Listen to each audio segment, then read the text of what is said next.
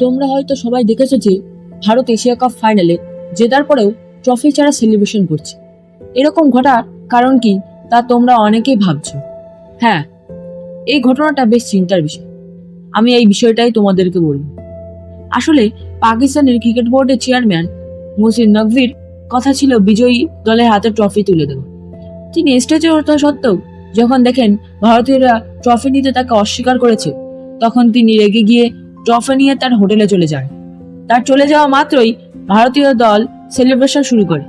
এভাবেই তারা বুঝিয়ে দিয়েছে যে আমরা ভারতীয়রা কখনো মাথা নত করতে শিখিনি, মাথা উঁচু করে বাঁচতে শিখেছি। এই পেহেলগ্রামের ঘটনা যে সমস্ত মা বোনেদের শীতের সিঁদুর কেড়ে নিয়েছিল তারই সঠিক জবাব দিতে পেরেছি। অন্যদিকে মোহাম্মদ নকভির যদি অক্টোবর মাসের মধ্যে ভারতকে ট্রফি ফিরিয়ে এনে দিতে পারে, তাহলে বিসিসিআই কথা দিয়েছে যে আইসিসি এর কাছে এই ঘটনার সমাধান চাইবে। তাই চলো আমরা নিশ্চিত হয়ে একসঙ্গে সবাই বলি বন্দে মাতরম।